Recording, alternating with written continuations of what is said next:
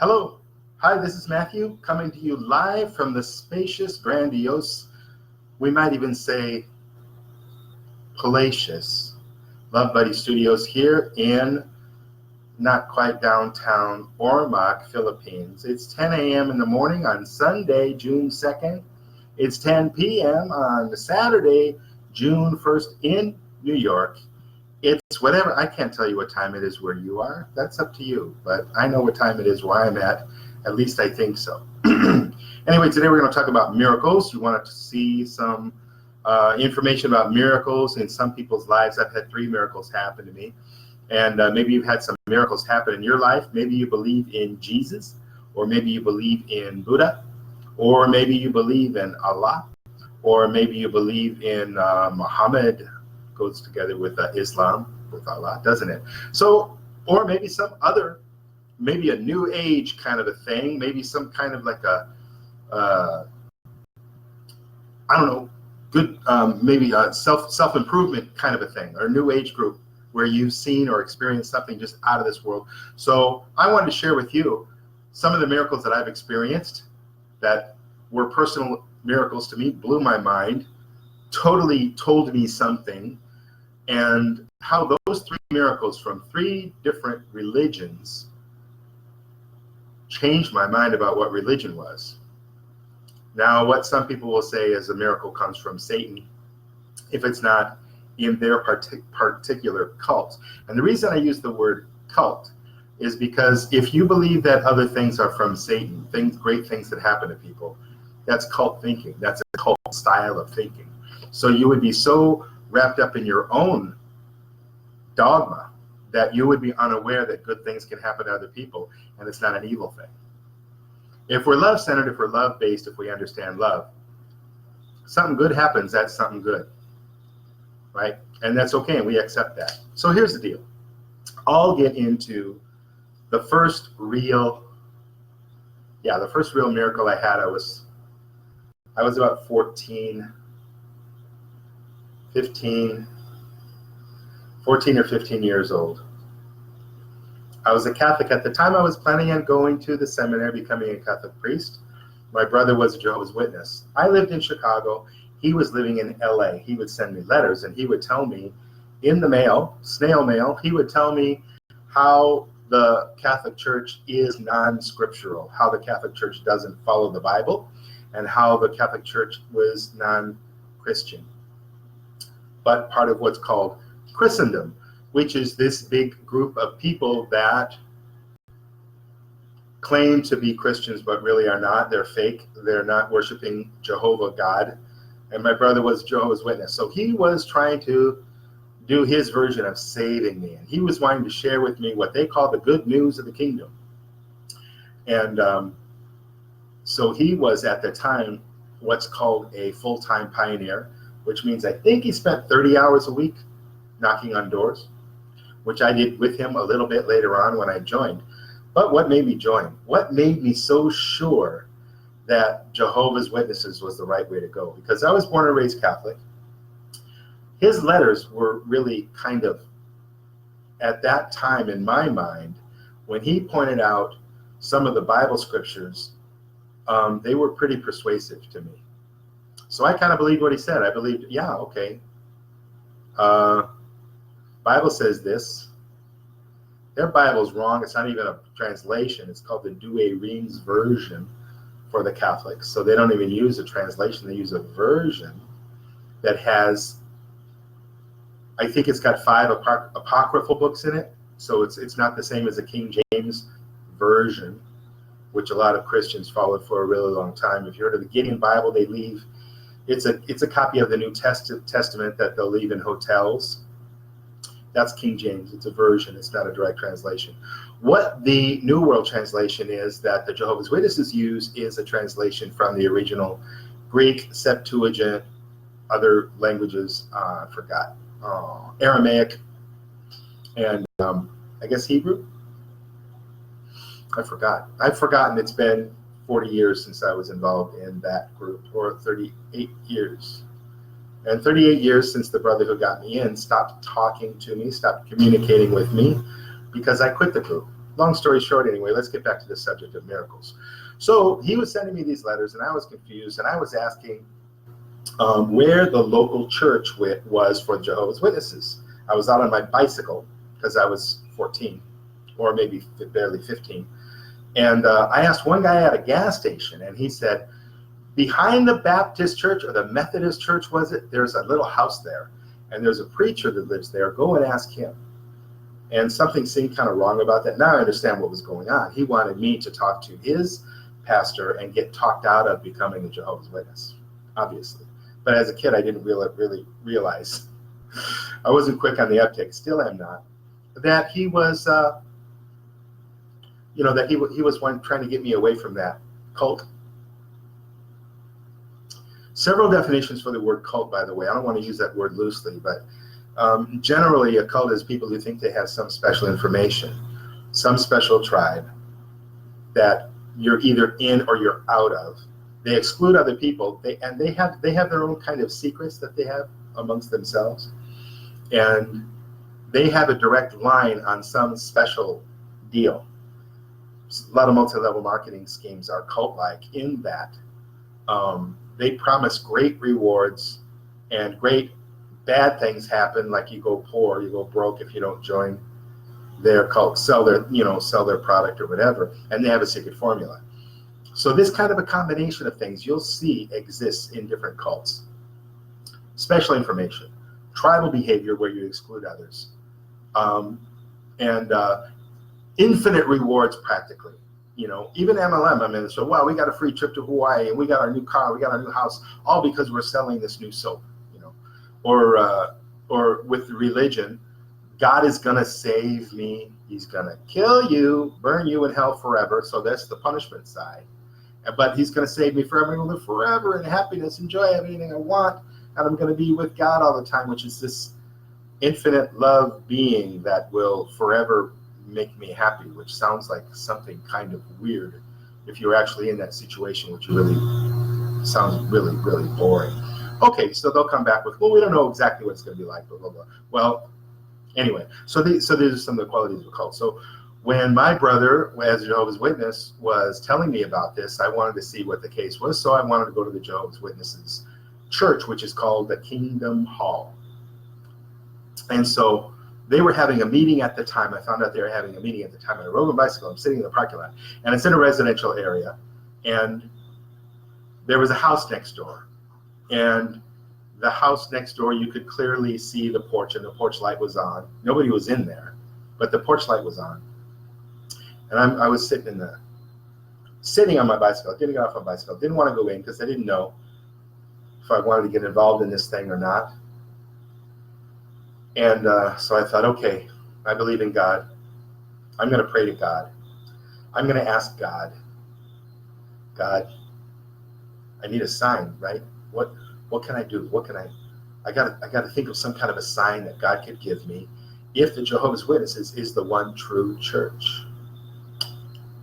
Sitting there on my bicycle, looking at that back porch with the light on, I thought, okay, here's an easy one. I'm just going to pray to God to have him turn that light off and on, just off on, I thought of that idea, it came through my mind. So I expressed that in my mind to myself in the form of a sentence or as a request.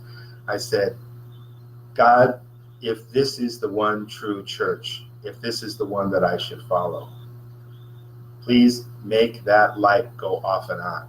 And as soon as I finished in my mind saying that sentence, that last word, on, please turn off and on, the light went off and on immediately. And I was blown away. I was completely shocked by that. I don't know, it's not a big miracle. It's not like, a spring of water coming up out of the desert. It's not like the sun dancing around the sky. But for me, in my own way, because the moment that I asked God to give me a sign, he gave me that sign, and that happened. And that really happened. And who knows, was I delusional? Was I under such mental duress that I fabricated that I just made that up, that my eyes, my brain somehow saw that happen, but it never occurred? anything's possible. And the reason why I'm saying anything's possible is because I know what I saw, and I did see that. There's no doubt in my mind that I did see that. I'm 100% confident and clear that that is what happened. However, I'm not going to be dogmatic about it. I'm not going to be religious about it. I'm not going to be, it's not that big of a deal that if I was wrong about it, okay, because I don't need to be right about that. In fact, I spent 5 years as Jehovah's Witness, and it took me 5 years to find out that their model was based upon them studying intellectual spirituality, intellectual scriptures.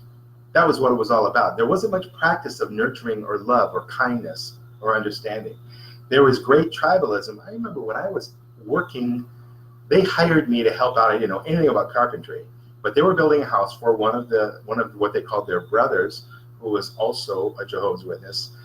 My brother was doing carpentry work, so I was brought in on that, and I was able to earn a little money. It was really nice of them. I didn't really know what I was doing, so they gave me little odd jobs to do. But anyway, one guy came on the scene who was a friend of somebody, and he was maybe going to be a Jehovah's Witness, but he hadn't been baptized yet. So what they have to do, what you do in that cult, part of tribalism is you call each other brother. But if you're not part of the group, you don't get to be called brother. When I was in China, I wasn't allowed to be called comrade because I wasn't a member of the Communist Party. So I was corrected by one of the leaders of the school that I was teaching at. Oh, hey, you can't call him comrade. You have to, and this is in Chinese they're speaking. And you can't call him comrade. You give me somebody else to call him. So one of the signs of kind of a cult thinking, tribal thinking that is about excluding other people, can't call him brother. So this other guy came in, I called him brother while we're working on the house. My brother said, Matthew, he's not a brother. And that really hit me weird. And that was months into my joining that group. And that gave me just a little bit of an indication that that was not based upon what my understanding of love is, and maybe what your understanding of love is, if you believe in compassion, kindness, nurturing, inclusion, not exclusion, not tribalism, but oneness, where we're all one. Even if we're an axe murderer, it's still one of us. Doesn't mean we roll over and play dead. Doesn't mean we let them go around and chop people up all the time. But it does mean that we're all one human family. And we don't have the right to punish and execute each other. We just have the right to protect. And whatever it takes to protect people from being hurt. And whatever it takes to nurture people and empower people so that they can live happy, healthy lives. And that doesn't include excommunication or disfellowshipping, which they did to me in the Jehovah's Witnesses. They disfellowshipped me because I quit. After 5 years of really putting a whole lot of time and energy into that group, studying scriptures every day and getting to know their Bible inside out, getting to know their beliefs, their practices, and becoming really close with a lot of people. When I quit, when I left, when they disfellowshipped me, I lost everybody that I knew as a friend. They no longer would communicate with me. They wouldn't even say hello. They would ignore me completely like I didn't exist. I could be right there next to them and say, hi, how are you doing? And it happened, and they'd ignore me. So anyway, that's why I quit. But there was a miracle that got me into that group, and it kept me in that group. One of the reasons why it kept me in that group, because I saw that miracle. I thought, well, that's a sign from God, and God wants me to be a Jehovah's Witness, and that's the deal. Okay, so after I quit, I thought, who knows what happened there? But that's clearly not what I'm supposed to be doing anymore, because it doesn't make sense for me. It's not working for me. And it's not about love, and I believe in love, although I wasn't using that word at the time, and I hadn't clearly defined what I thought were the qualities of love. Part of that being nurturing, kindness, respect, communication, not withholding. See, these are things that came about to me when I realized, wait, what was missing there? Oh, these people are withholding secrets. They're withholding how they really feel. They wouldn't say, look, I don't want to talk to you because I believe that you're inspired of Satan. I believe that you're doing the Satan's work because you're not part of my group. Look, when you're in a cult, you can't say that, because these people outside are so low, they're so below you, they're so bad, they're so wrong, that they don't deserve your communication. They don't deserve your time. Look, you're going to be part of our tribe, yes or no? I'll spend a little time with you. I'll share with you what the fantastic special secret deal that I've got is, whether it's a soap or a god or whatever it is. And if you don't want to go along with that, after I spent a little bit of time, not a lot, but just a little bit of time with you, maybe took you out to dinner a couple times, bought you coffee a couple times, and had this happen. After that, you're kind of expendable. You don't really matter to me, and I'm going to put my attention on people who really want to listen, people who are really interested in joining my group. So anyway, that's what happened. Happened to me a couple of times with evangelical Christians. So miracle number 2.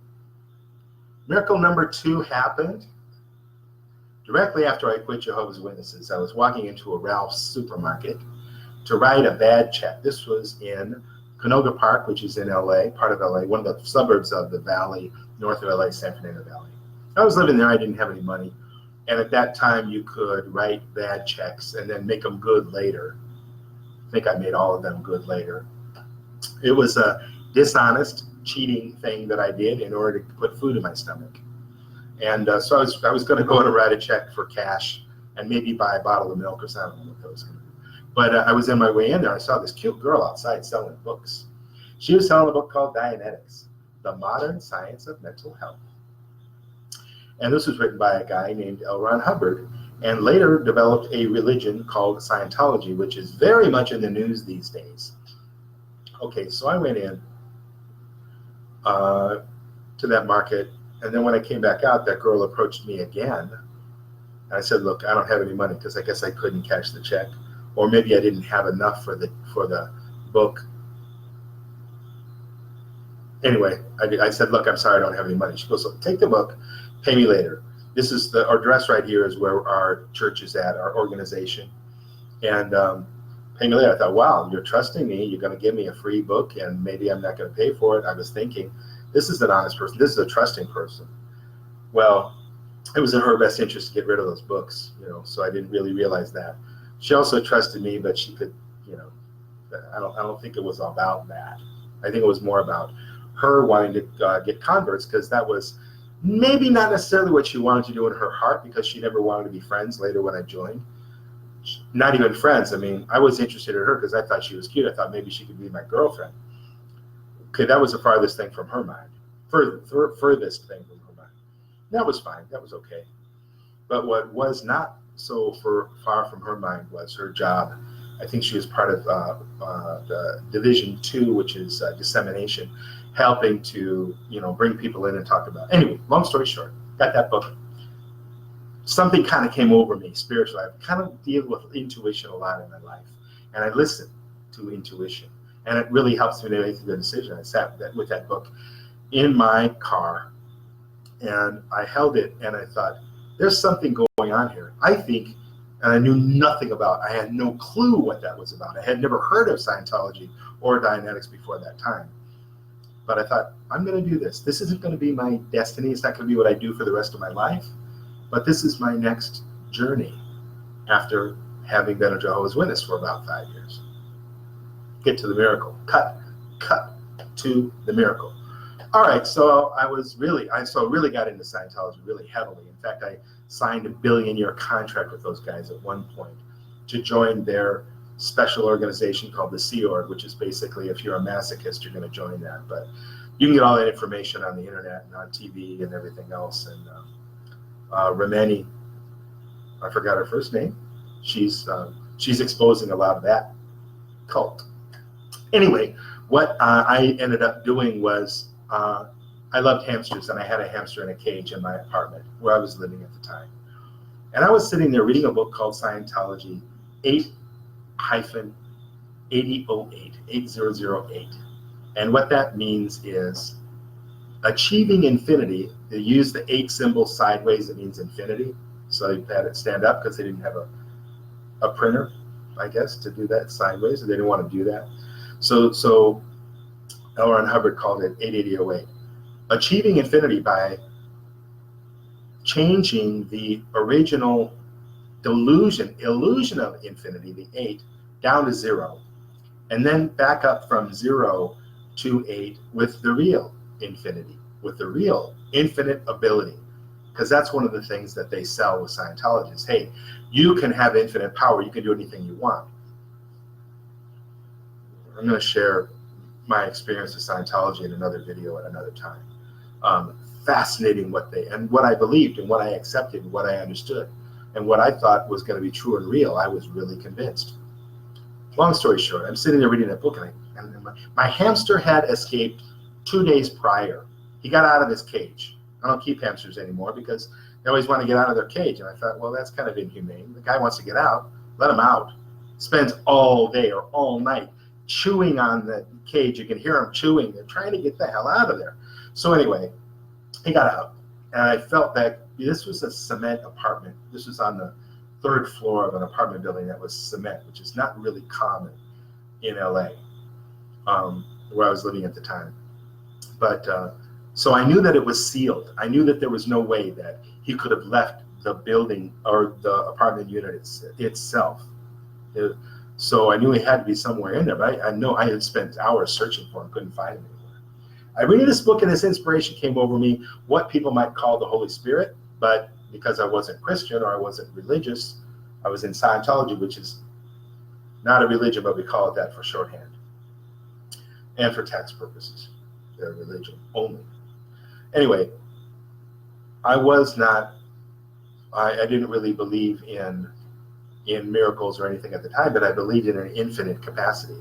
And reading this book really gave me the idea because I was conceiving. Now, this guy, L. Ron Hubbard, is the most prolific science fiction writer of all time. That should give you a clue. And when he decided to put a religion together, he's quoted as saying, want to make big money, start a religion. Well, he did that. He ended up doing that later on. And it was too late because his quotation was already there printed and he couldn't take that back. But anyway, people who believe in Scientology don't care about that. It doesn't matter because they believe in Scientology. What he said was, in that book, what he said was so inspiring to me about the infinite capacity and how we've lived thousands of millions of lives through so many millions years and things like that. And it gave me this concept of being beyond the confines of my limited brain, my very limited brain, and my physical body. And I felt like at one point I was tapping into some kind of an infinite knowledge. You know how holy men, you know how King James Bible, like even Yoda, they speak in funny terminology. I had closed my eyes and was just conceiving this infinity. And when this feeling came over me, I opened my eyes and I spoke in a weird sentence. I said, hamster, it's time to achieve hamster. I don't know, you tell me. But anyway, I got up from the chair where I was seated and I went immediately directly. I didn't look for the hamster. I went and picked up the hamster who was behind a mattress in one of the closets in that house, in that apartment building.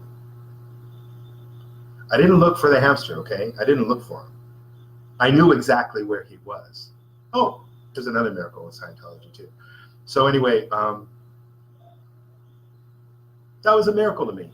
Call it stupid, call it crazy, call it delusional, call it, where else is the hamster going to be? You can do all that, and that's fine. And maybe you're right, and I don't care if you're right or wrong about that. I don't care if I'm delusional. It doesn't matter to me if I was totally just stupid about believing that.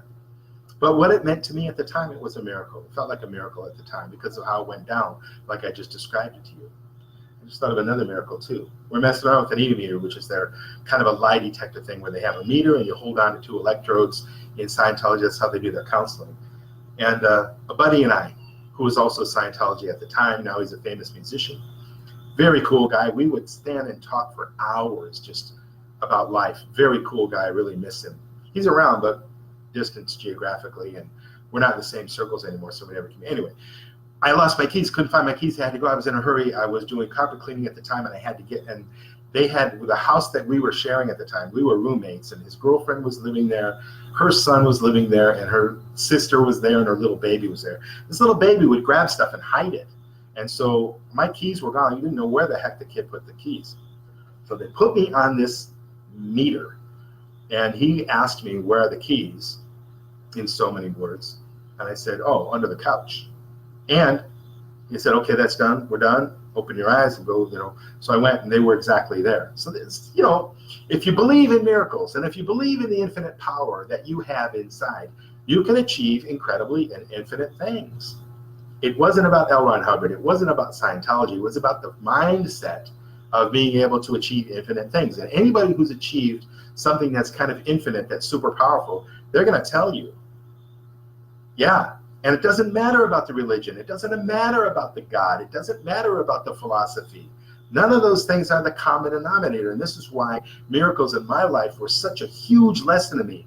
And if you've only ever been in one religion in your life, for real, committed and involved, and you think miracles are exclusive to your cult or your religion or your God, think again. There is nothing exclusive at all about that one religion that you know.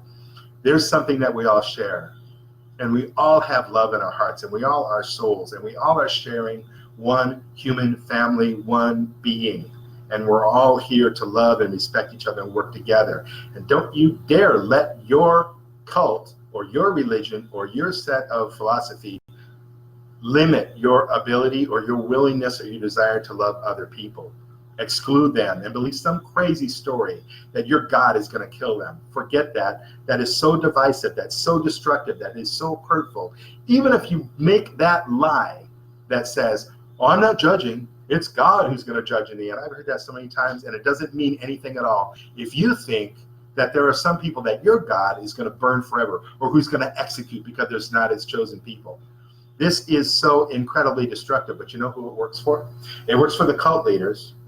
They get more power, and power means money, and it means an easy life. And politics.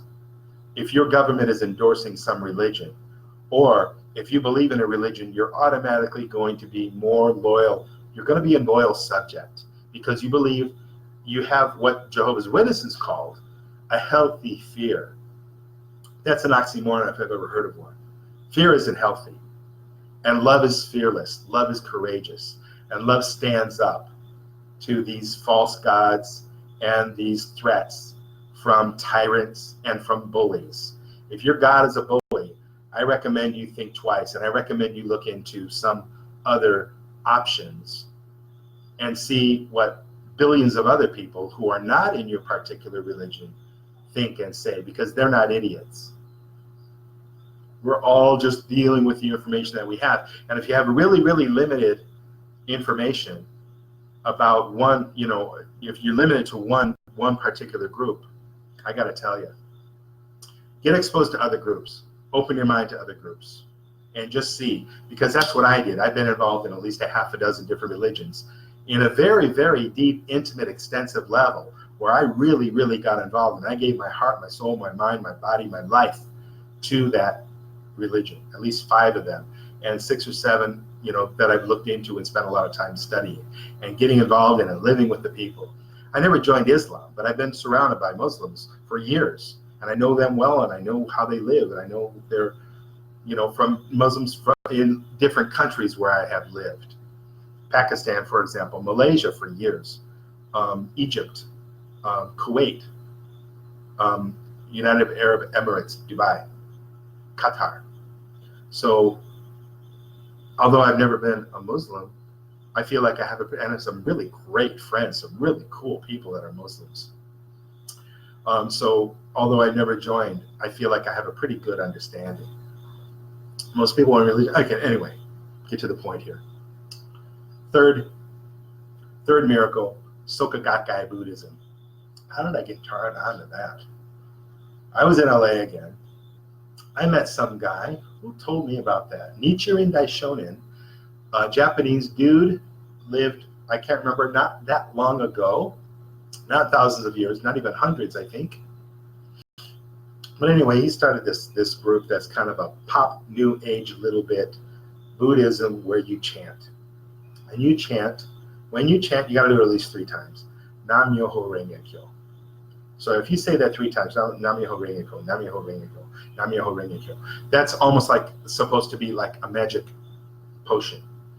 I was given a scroll which holds my soul, and you're supposed to hit a bell and you go through this stuff and you read this book, and it's all in kind of an ancient Japanese that the person reading it, usually 99%, they don't even understand what the heck they're saying. But I believed in that. I was doing that. I was hitting that bell and I was chanting, and I was broke, as I have been many times in my life, and guy sent me a check from Chicago to LA. The check always took 5 days. I was doing some kind of work advertising at college campuses, and every time the guy sent the check, it would take maybe 5 to 7 days. I chanted for that check. In this Soka Gakkai Buddhism, you're able to chant. You can chant for anything. They say, hey man, it's totally open. Anything you want. It could be something that could be depraved, or it could be something, I guess not evil, although they never made that clarification, but it could be something that's very self-indulgent, like chocolate cake, or I want to make love to that hot chick, or whatever it is that turns somebody on and they want. You can chant for anything. So there aren't any limits. You don't have to be ethical. You don't have to be moral about what you're chanting for. So something like, hey, I need money. I hope the check comes fast. That's okay. That's totally within the realm of what's fair and what's right to chant about. Anyway, so I chanted for the check. Came in a day. Came in 1 day. The check came in 1 day. I chanted for it. It's almost physically impossible at that time. That would have been 1983. What would it have been? Yeah, it would have been 80. Yeah, it would have been around 83. So anyway, at that time, I don't know how physically it happened that check could have arrived, but I looked at the postmark on it, and it was a day earlier. So the postmark was when the post office got it locally, when the guy sent it. So I knew that he hadn't sent it earlier, something like that happened. And so it blew my mind. And that was the miracle, that occurred as a Buddhist. At that point, I was already kind of getting the clue, getting the idea that, especially because Buddhism doesn't quite have the dogma. It's got the tribalism for sure, but it was a little bit more open to how miracles can happen. Anyway, the people that I knew at the time that were involved in that group didn't put a lot of restrictions on how a miracle can happen. If you're in some religious cults, they say, hey, that can only be from our Savior, our prophet, our God, our big guy. They don't come from anywhere else. And anything that comes from anybody else is evil. It's from Satan or from some other bad place, and you can't, it's a bad thing. I mean, I've been told that.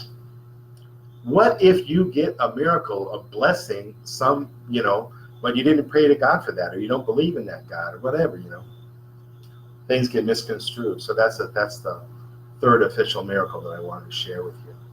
Nobody's making any comments that I can see here, but there are some people that are listening.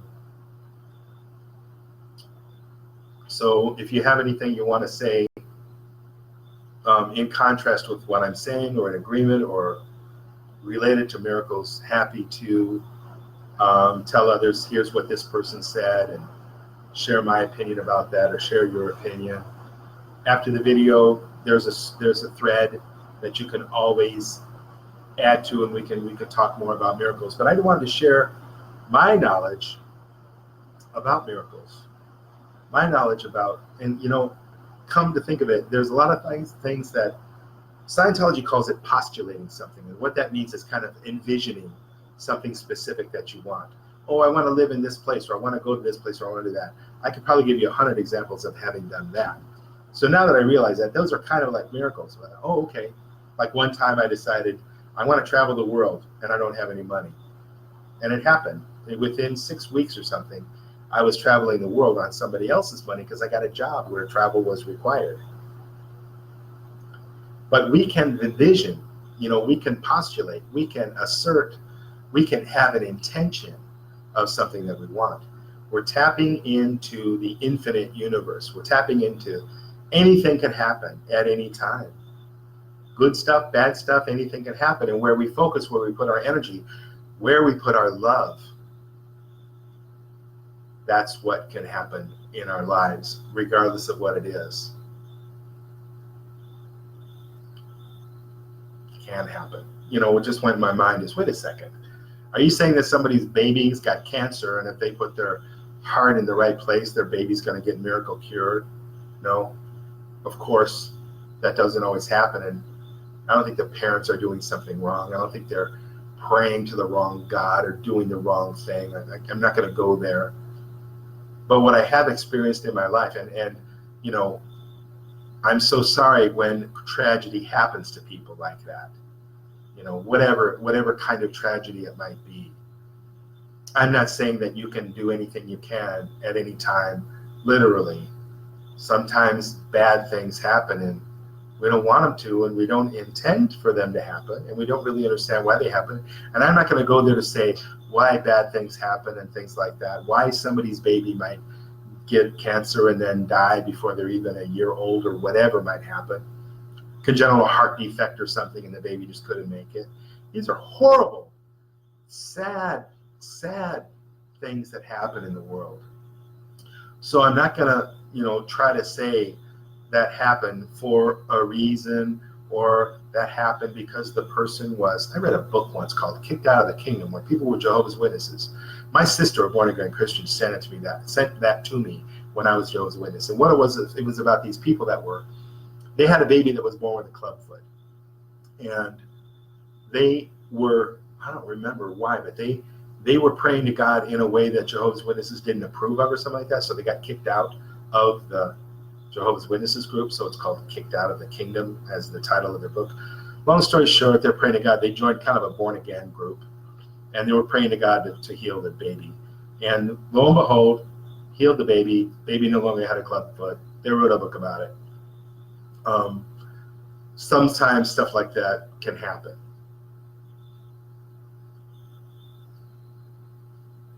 But I do believe that if we're in touch with love, if we use our intention, if we use our focus, maybe not anything can happen, but a whole heck of a lot more can happen than if we're being negative, if we're not in touch with our heart, if we're not focused with our intention, if we're not using the power of love in our lives to be in the harmony with things around us, being listening, being communicating, being working together with the things around us, compared to putting up walls and being closed-minded and being resisting and being not willing to communicate and not willing to be honest, not willing to have the integrity of love, but kind of living a scared, deceptive, manipulative existence. So anyway, that's been my experience. The more honest I am, the more I'm in touch with the love in my heart, and the more I live that love, I have so much better life. I have dream life. Right now I could say I have a dream life because my dream is to share love, and I'm getting a chance to do that. And all the time, more and more people are interested in this love project, this Love Buddy project. More and more people are giving feedback. More and more people are joining. More and more people find it something that interests them. And to me, that's a miracle. That's a beautiful thing. Big rain. That's the sound you might be able to hear right now. Anyway, I'm going to wrap it up. I'm going long today, so I apologize for going over time. I meant to only go 30 minutes. Now it's 38 and a half minutes. This is Matthew from Love Buddy. Thank you so much for listening. Share the love. Anything you want to say, anything you want to do, anything you want to share, I'm open, I'm listening. Share with others around you. Check out the lovebuddy.com. Links below in the comment section. And thank you so much. Have a course coming up, Love 101 course. Going to release that. I'm working on the finishing touches. Going to release that on June 15th for people that are interested. You get it early. It's a lower price. It's cheaper. It's $68 instead of $88.88. So anyway, thank you so much for listening. This is Matthew from Love Buddy. I love you. Have a great day.